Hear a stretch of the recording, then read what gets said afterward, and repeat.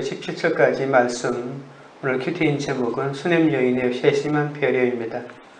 우리가 예수를 믿으면 불행 끝 행복 시작인 것 같아도 믿는 우리 인생에도 이해할 수 없는 일들이 수시로 찾아옵니다. 그러나 이 땅에서 만사형통하고 잘 살라고 주님이 우리를 부르신 것이 아닙니다. 우리에게 다가오는 모든 시험은 우리를 더욱 단단하게 연단하기 위한 하나님의 배려임을 알아야 합니다. 우리에게 그리스도의 고난에 참여하도록 인도하시고 우리가 이 땅에서 하나님의 영광과 참 기쁨을 누리게 하려고 하나님께서 허락하신 것입니다. 천국의 영광을 누리는 자로 세우기 위해 이 땅에서 잠깐 연단을 허락하시는 것이죠. 우리는 하나님의 종으로 기적을 행하면 감당할 수 없는 큰 성취감을 얻게 될 것만 같습니다.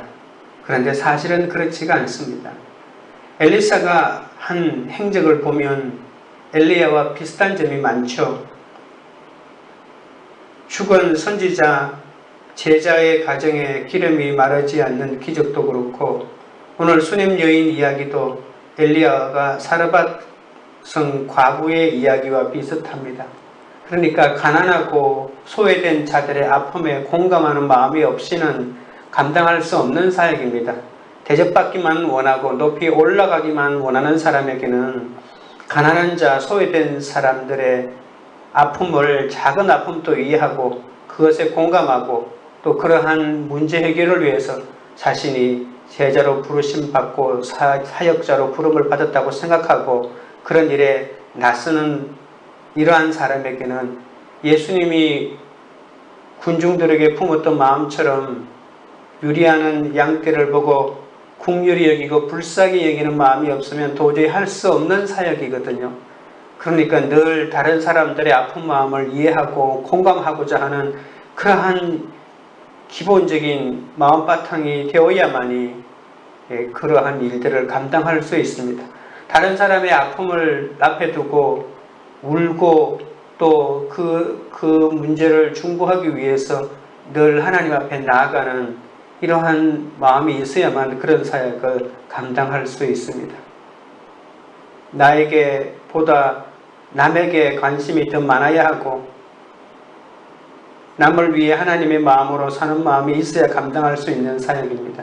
성경은 엘리사가 엘리야의 버금가는 선지자라는 것을 알려줍니다. 그런데 엘리사는 많은 기적을 베풀었지만 죽은 자를 살린 적은 없습니다. 엘리사가 제2의 엘리야가 되려면 이 과정도 지나가야 합니다.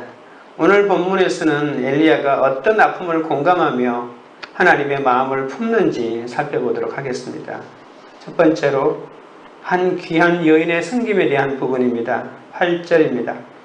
하루는 엘리사가 수넴에 이르렀더니 거기에 한 귀한 여인이 그를 강건하여 음식을 먹게 하였으므로 엘리사가 그곳을 지날 때마다 음식을 먹으러 그리로 들어갔더라. 수넴에 사는 한 부유한 여인이 엘리사를 잘 섬겨주었습니다. 수넴은 이사갈 지파에 속한 곳으로 블레셋이 사울과 길보아에서 전쟁하기 전에 주둔했던 곳이기도 합니다. 우리는 이 지역을 잘 모르지만 다볼산이라고 하는 산에서 남쪽으로 8km 떨어졌고 이스르엘이라고 하는 곳이 있는데 곡창지대입니다. 그곳에서 북쪽으로 5km, 길보아에서 8km 떨어져 있는데 이렇게 이해하십시오. 수넴은 곡식 재배로 유명했던 곳이고 그러니까 부자, 분홍들, 땅을 많이 가진 사람들 가운데에서 부자들이 많이 살았던 곳이기도 합니다. 갈멜산을 한눈에 바라볼 수 있는 곳이기도 합니다. 그런데 본문은 수넴 여인을 가리켜 한 귀한 여인이라고 말합니다. 수넴 여인에게 왜 이런 수식어를 붙였을까요? 귀하다는 말은 아무에게나 붙이는 말은 아닙니다. 하나님은 다윗의 이름을 위대하게 만들어 주시겠다고 사무엘하 7장 9절에 말한 적이 있는데 그때 위대하게 만들어 주겠다는 이 위대하다는 말과 오늘 본문에 나오는 이 귀하다고 하는 말이 똑같은 말입니다. 수넴 여인은 하나님과의 관계에서 귀하다고 할 만한 이유가 있을까요? 과연 수넴 여인은 어떤 점에서 귀한 것일까요? 수넴 여인은 엘리사를 위해 방을 만들 수 있을 정도로 살림이 넉넉하였습니다. 사람이 살고 있는 집마다 손님들을 위한 방을 특별히 만들어 놓고 준비하고 있는 가정이 그렇게 많지는 않습니다. 그러니까 살림이 넉넉한 사람이라고 볼 수 있습니다. 물질적으로는 더 바랄 것이 없는 집이었습니다. 그러나 이 여인에게도 부족한 것이 있었죠. 어제 본문에 나왔던 선지자의 아내는 두 아들은 있었지만 찢어지게 가난했고, 오늘 수넴 여인에게는 물질은 넉넉하였지만 자식이 없었습니다. 사람들에게는 저마다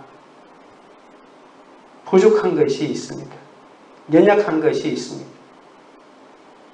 모든 것을 다 가지고 있거나 아무 부족함이 없는 사람은 없습니다.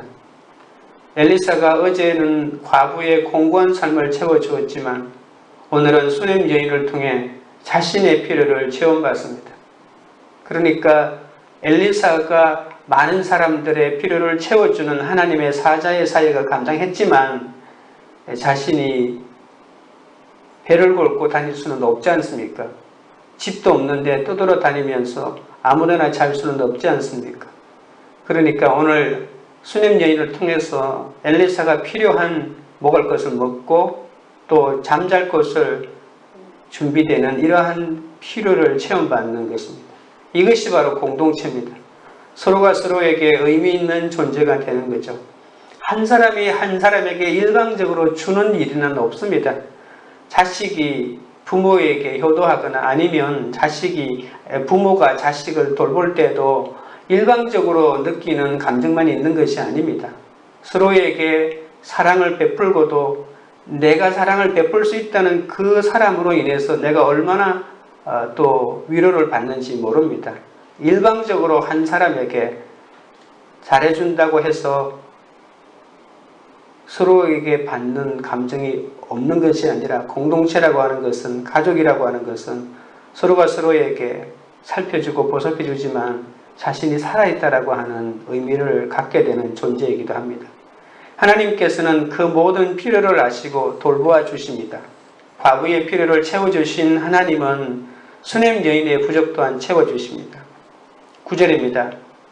여인이 그의 남편에게 이르되 항상 우리를 지나가는 이 사람은 하나님의 거룩한 사람인 줄을 내가 아노니 청하건대 우리가 그를 위하여 작은 방을 담 위에 만들고 침상과 책상과 의자와 촛대를 두사이다. 그가 우리에게 이르면 거기에 머물리이다 하였더라. 수넴 여인은 신앙이 매우 독실하였다는 점에서 귀한 여인입니다. 수넴 여인의 남다른 신앙은 선지자 엘리사에 대한 특별한 봉사에서 잘 나타납니다. 어제 본문 기억나십니까? 어제 선지자의 아내가 기름이 마르지 않는 기적을 베풀어 줄 때 마지막에 비로소 그 엘리야가 하나님의 사람이라는 것을 깨달았다고 하는데, 이 수넴 여인은 엘리사가 자기에게 아무것도 해주지 않았는데 이 엘리사는 정말 하나님의 사람이고 거룩한 사람이라는 것을 깨달았습니다. 이것이 신앙의 통찰력이라고 볼 수 있습니다. 수넴 여인은 엘리사를 지극정성으로 섬깁니다. 엘리사가 평범한 사람이 아니라 하나님의 일을 위해서 특별히 구별된 하나님의 거룩한 사람임을 알았기 때문입니다. 영적 분별력이 생긴 수넴 여인은 남편과 의논하여 침대도 만들고 침상도 만들고 의자도 만들고 촛대가 완비된 방을 만들어 이따금 방문하는 엘리사의 숙소를 제공하고 묵상과 기도와 연구와 휴식을 할 수 있도록 배려해 줍니다. 엘리사에게 필요한 것이 무엇인지 정확하게 알고 세심하게 배려해 줍니다.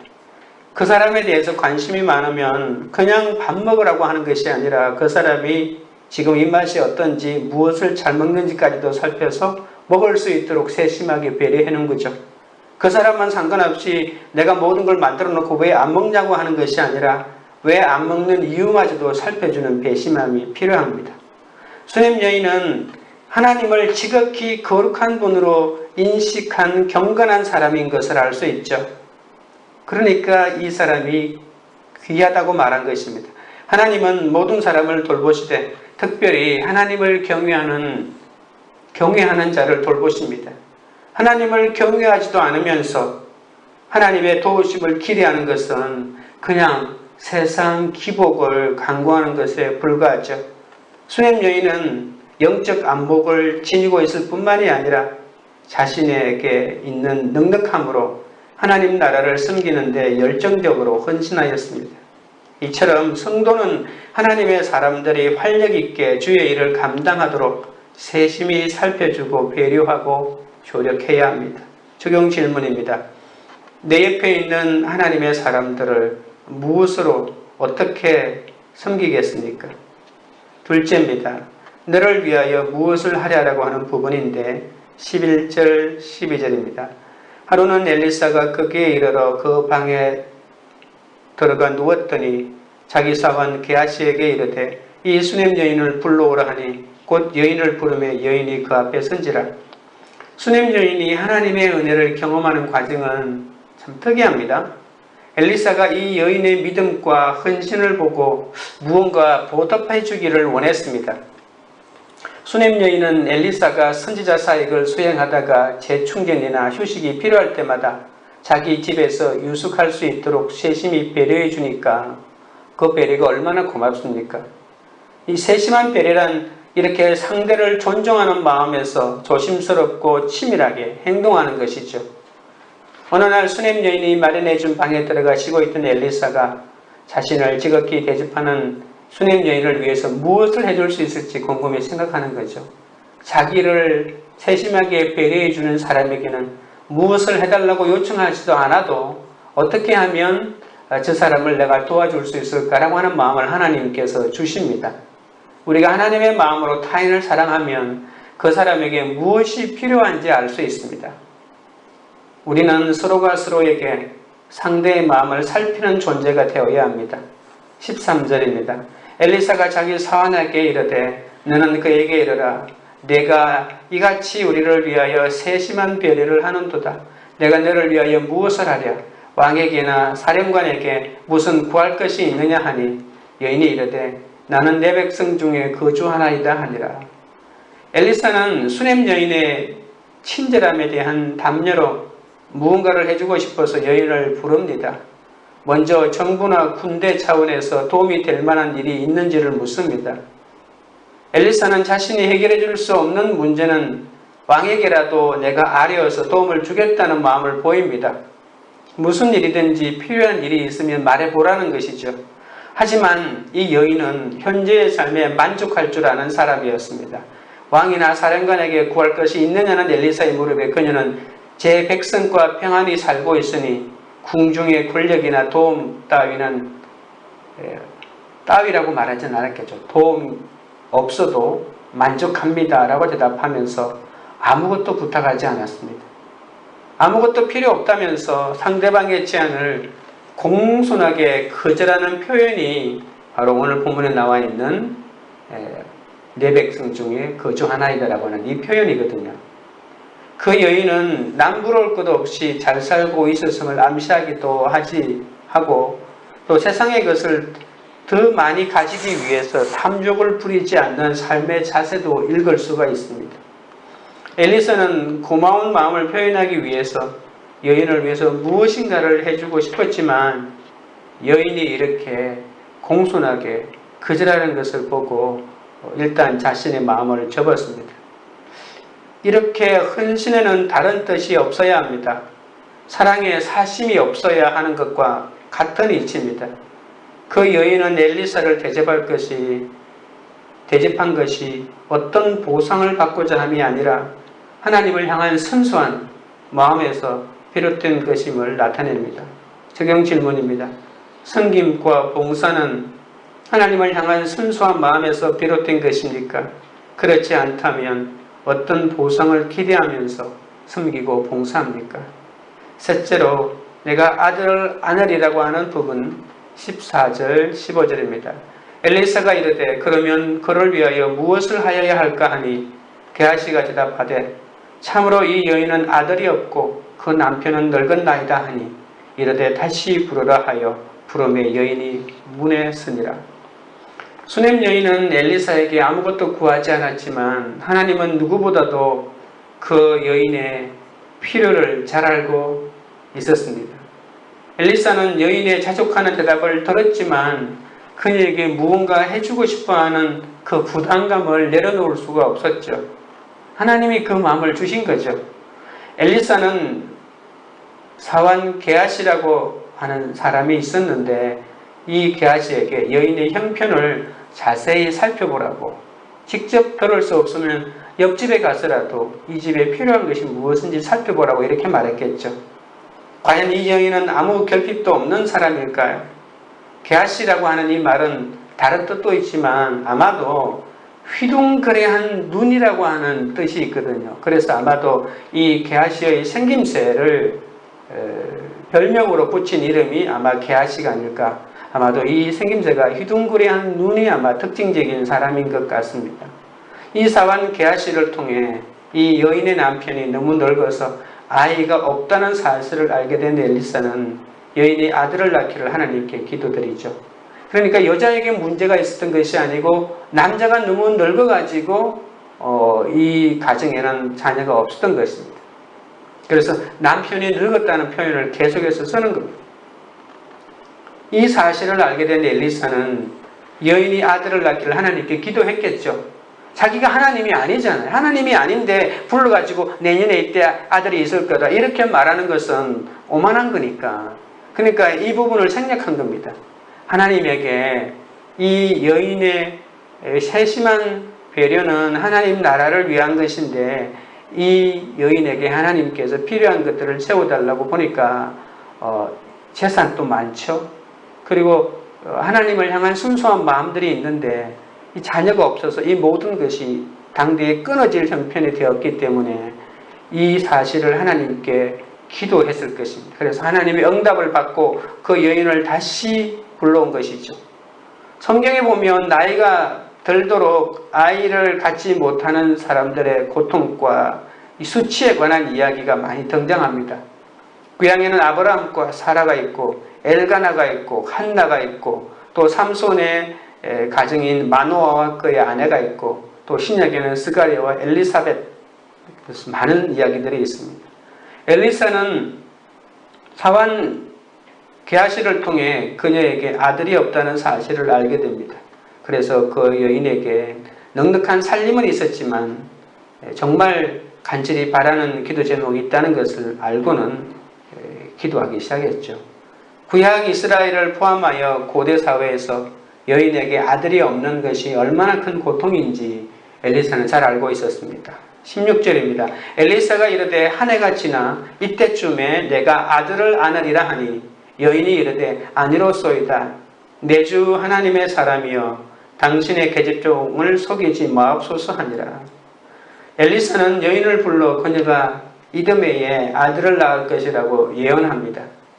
그녀는 아들이 없어 수치스러운 인생이었으나 육신의 자식에 연연하지 않았고 또 자신이 가진 것으로 사심없이 다른 사람들을 섬기며 살았던 거죠. 아들이 없는 것에 대해서 한탄하고 그것에 연연해하지 않고 자기에게 있는 것으로 지금 하나님께서 원하는 삶을 살고 싶다는 거죠. 그러나 만약에 유일한 가족인 나이 많은 남편이 죽으면 그 여인은 누구의 도움과 보호도 받지 못한 채로 홀로 가부로 살아가야 할 것입니다. 엘리사는 자식이 없는 수냄 여인의 이런 아픔을 알고 다음에 한 해가 지나면 내가 아들을 안으리라고 축복의 예언을 해줍니다. 이것은 일방적으로 주어진 약속이죠. 수냄 여인은 아들이 절실하였지만 그 어떤 요구도 하지 않은 가운데 일방적으로 주어진 약속이었습니다. 엘리사는 이 여인의 마음에 흐르는 아픔과 소원을 알고 그런 약속을 주었습니다. 하나님은 자기를 바라는 자의 마음의 소원까지 돌보시고 또 그 소원을 이루어 주시는 좋으신 분이죠. 직접 기도하는 것도 필요하겠지만 이렇게 기도와 호소라고 하는 것이 간접적으로 하나님 앞에 상달되는 것이라는 거죠. 내가 원하는 것이 있으면 무조건 금식하든 철회하든 부르짖어서 하나님에게 원하는 것을 받아내는 것이 기도 응답이라고 생각하시면 안 됩니다. 내가 원하는 것은 있지만 하나님이 원하는 것이 무엇인지, 하나님이 원하는 것을 이루기 위해서 먼저 하나님 앞에 나아가고 헌신했을 때 하나님께서 내 마음의 소원을 이루어주는 기가 막힌 예화가 오늘 이 본문입니다. 여러분, 무엇을 원하고 싶습니까? 기름입니까? 밀가루입니까? 하나님은 그러한 것을 오히려 다른 사람을 위해서 쓰라고 합니다. 기름과 밀가루는 다른 사람을 위해서 쓰라고 있는 것이지, 그것이 마지막 남은 기름병과 마지막 남은 밀가루라도 그렇게 하라고 하는 것이죠. 하나님은 내 필요를 다 알고 계신다, 이것입니다. 그래서 가족끼리도 상대방의 필요를 먼저 채워주는 것이 내가 가지고 있는 배려받아야 할 부분들을 하나님께서 배려해 주시는 그러한 하나님의 계획 속에 들어갈 수 있죠. 시편 37편 4절에 이런 말이 있습니다. 또 여호와를 기뻐하라. 그가 내 마음의 소원을 내게 이루어 주시리로다. 시편에 보시면 하나님이 내 소원을 이루어 주겠다고 하는 표현이 굉장히 여러 번 등장하는데, 일방적으로 내 소원이 이것이니까 이루어 달라고 했을 때 그것이 이루어지지 않고, 내가 하나님을 기뻐할 때, 오늘 본문 있잖아요. 하나님을 기뻐하라. 여호와를 기뻐하라고 해놓고 그러면 내 마음의 소원을 이루어 준다라고 하는데, 하나님을 기뻐하는 것, 이것이 우리의 인생의 가장 기본적인 삶의 자세라고 볼 수 있습니다. 하지만 수냄 여인은 엘리사의 말에 당신의 계집종을 속이지 마옵소서라고 하면서 당황해하죠. 자신이 아들을 낳을 수 있으리라고는 꿈에도 생각하지 못하였습니다. 남편이 이미 늙은 상태에 있었기 때문에 이 수냄 여인도 성경의 잉태에 대한 소식을 들은 다른 여인들처럼 쉽게 받아들이지 못했습니다. 이것이 하나님의 역사죠. 17절입니다. 여인이 과연 잉태하여 한 해가 지나 이 말씀에 이때쯤에 엘리사가 여인에게 말한 대로 아들을 낳았더라. 하나님이 엘리사의 기도를 들어주셨습니다. 그동안 아이가 없었기 때문에 여인은 믿기지 않았겠지만 선지자가 예언한 것처럼 수냄 여인은 이듬해 아들을 얻었습니다. 하나님이 선지자를 통해 다시 한번 생명을 선사하셨습니다. 그러나 하나님은 능치 못하신 일이 없으십니다. 하나님은 말씀하시고 그 말씀을 이루시는 분이시죠. 하나님은 사라가 늙어서 받은 그 은총을 이 여인에게도 베풀어 주셔서 여전히 자기 백성을 보살피시고 통치하시고 은혜로 베푸시는 하나님이신 것을 보여주셨습니다. 그런데 우리가 4장의 뒷부분에 보시면 이 하나님의 역사는 여기서 끝나지 않습니다. 하나님의 계획은 처음부터 또 놀라운 뜻을 가지고 여인의 삶에 개입하셨습니다. 단순히 필요한 아들을 얻게 해주는 것으로 끝나지 않고 아이를 낳은 일은 시작에 불과합니다. 하나님은 어떨 때는 인간편에서 보면 큰 불행이여 비극도 사용하실 때가 있습니다. 일시적인 일이긴 하지만 그 아이가 죽게 됩니다. 그러나 불행이 큰 만큼 그것은 더 크고 놀라운 하나님의 능력을 보여주는 수단이 됩니다. 이 수냄 여인은 그 낳은 아들이 죽었다가 다시 살아나는 경험을 하게 되고, 엘리사는 나도 엘리야와 같이 죽은 자를 살리는 이제 진정한 엘리야의 사역의 반열에 올려주는 하나님의 위대한 인도하심을 또한 경험하게 되는 거죠. 우리의 약함은 하나님께서는 언제나 자신의 능력을 나타내는 기회가 된다는 것을 명심하셔야 됩니다. 내가 원하는 것, 눈에 보이는 것들을 얻어내는 것이 하나님이 원하시는 것이 아닙니다. 더 큰 하나님을 경험할 수 있도록 하나님은 우리에게 좋은 사건, 나쁜 사건 가릴 것 없이 우리에게 계속해서 사건을 주시는데, 우리가 말씀으로 그 사건을 해석할 수 있는 은혜가 계속 부어진다면 우리에게 좋은 사건, 나쁜 사건은 딱히 구분되어 있지 않고 모든 사건이 하나님의 사랑과 은혜를 경험하는 사건이 됩니다. 나는 왜 하필 이런 집안에 태어났는가? 이런 집안에 시집을 왔는가? 나는 왜 이런 여자와 결혼을 했는가? 내가 왜 집안에 아픈 사람들, 돈 없는 사람들, 싸우는 사람들을 내 식구로 맞이했는가? 나는 왜 이런 사람들의 뒤치다거리만 하고 살아야 하는지 낙심하고 있습니까? 하나님의 말씀이 내게 특별히 임하기 위해서 그런 일이 주어진 것이죠. 내 사명을 깨달으라고. 못 깨달으면 계속해서 그것이 끝나지 않는다는 것도 명심하시고, 하나님께서 내 삶을 통해서 드러내시고 이루시고자 하는 그 하나님의 큰 경륜의 일들을 바라보시면서 말씀으로 승리하는 하루가 되시기를 바랍니다. 적용 질문입니다. 내가 구하지 않아도 하나님이 내 마음속 깊은 아픔까지 헤아리심을 믿고 감사합니까? 오늘 내가 마음을 살피며 숨겨야 할 사람은 누구입니까? 기도하겠습니다. 하나님 아버지, 저의 필요를 채워주시기만을 간구하는 저를 불쌍히 여겨 주시옵소서. 내 옆에 있는 하나님의 사람들을 무엇으로 어떻게 섬겨야 할지 관심을 기울이는 마음을 허락하여 주옵소서. 나 때문에 울지 않고 내가 다른 사람을 위해서 울 수 있는 그러한 사람이 되게 하옵소서. 내가 교회와 성도를 섬기고 봉사할 때도 시급으로 하지 않게 하시고 하나님을 향한 순수한 마음으로 그들을 돌보고 섬길 수 있도록 인도하여 주시옵소서. 어떤 보상을 기대하면서 섬기지 않게 하여 주시고 늘 말씀으로 섬기고도 내가 죄인이고 이것이 내 사명이라는 것을 깨닫는 은혜를 허락하여 주옵소서. 사역자들과 선교사님들을 비롯해서 우리 주변에 있는 하나님의 사람들을 필요를 세심하게 살피고 그들을 섬길 수 있도록 영적인 분별력을 허락하여 주옵소서. 내게 있는 물질로 섬기는 것이 아니라 내가 가지고 있는 영적인 분별력으로 섬긴다는 것을 깨닫게 해주셨사오니 주여 어떤 보상을 기대하고 섬기지 않고 하나님을 향한 감사와 사랑의 마음으로 봉사하고 섬길 수 있도록 붙들어 주시옵소서. 우리가 구하지 않아도 하나님이 우리 마음속 깊은 아픔까지 헤아리고 계심을 믿습니다. 오늘 우리가 마음을 살피며 섬겨야 할 사람에게 다가가 하나님의 사랑을 나누고 또 그가 가진 아픔을 공감할 수 있도록 주여 인도하여 주시옵소서. 관계 우리들 교회 안에서도 하나님의 마음으로 하나님의 사람들을 섬기며 돌보는 사랑의 마음이 가득한 공동체가 되게 하여 주시옵소서. 지역사회를 섬기는 것뿐만 아니라 세상과 열방마저도 주님이 주시는 모든 것으로 섬기는 교회가 되게 하여 주시옵소서. 한국교회 안에 수냄 여인처럼 세심한 배려로 교회를 섬기는 종들이 교회마다 세워지게 하셔서 하나님의 나라에 놀라운 영광이 나타나게 하여 주시옵소서.